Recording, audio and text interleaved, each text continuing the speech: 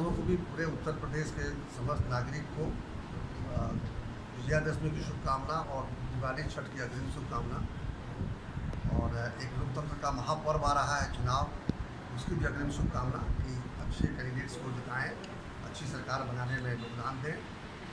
Sir अपना परिचय बता दें। मैं बिहार छपरा से आता हूं और वहां स्थानीय निकाय का चुना हुआ ये एमएलसी। सर अभी हाल ही में तेजस्वी यादव का एक बयान आया था कि बिहार का उपचुनाव जीत करके ही बिहार की जनता विजयादशमी मनाएगी, इसका आपको क्या कहना है? देखिए, जहाँ तक केवल बिहार का ही नहीं पूरे देश के विपक्ष का हाल है कि केवल बहाने खोजते रहते हैं किसी तरह का खुशी मनाने, क्योंकि जब चुनाव होते हैं वो तो फिर तो नप जाते हैं कि दिखाई देते नहीं हैं।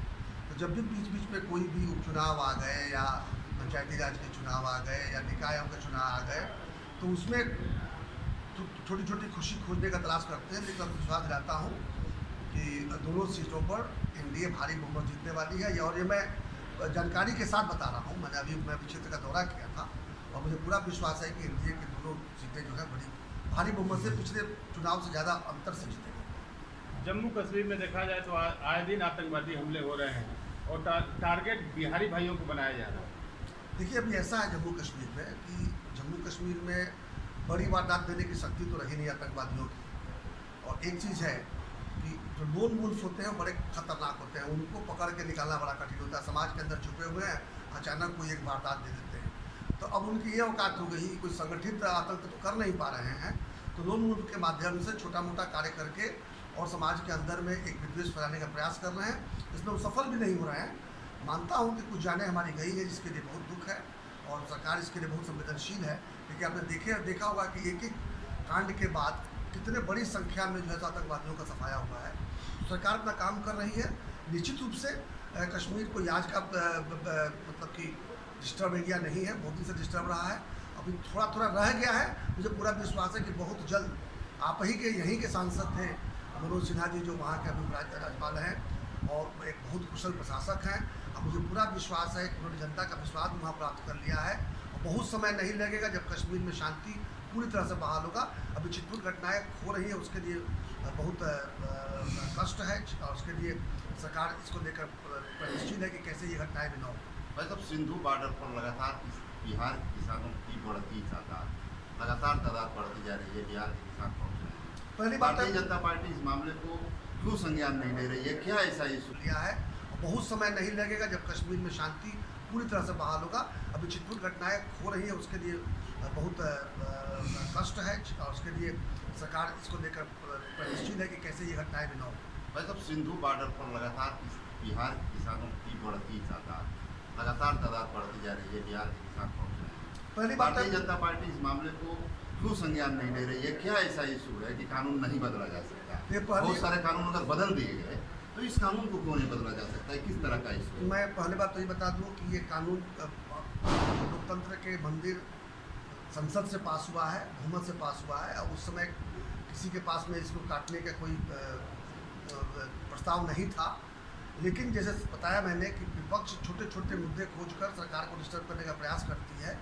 एक मैं मानता हूँ स्वतः स्फूर्त शुरू हुआ था किसान आंदोलन। कुछ ग्रुप जिनका नुकसान हो रहा था, खासकर मंडी चलाने वाले किसान थे, बड़े किसानों को नुकसान हो रहा था। लेकिन चूंकि वो धनाढ़ हैं और उनके पीछे आकर देश विरोधी ताकतें इस प्रकार से खड़ी हो गई हैं। आपने अभी सिंधु बॉर्डर का नाम लिया, क्या हुआ है 4 दिन पहले निहंगों ने क्या हाल किया है?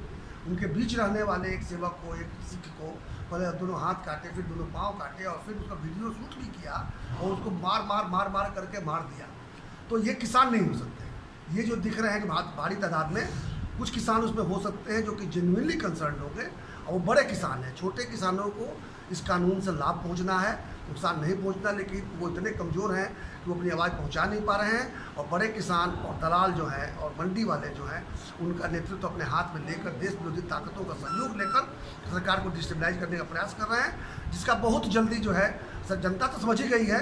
उनको भी तुरंत किनारे लगाने का उपाय हो जाएगा। माननीय नेताजी नीतीश जी की सरकार है बिहार में, अच्छा सा माहौल है। शराबबंदी लागू करके इतिहास बनाने का काम किया गया।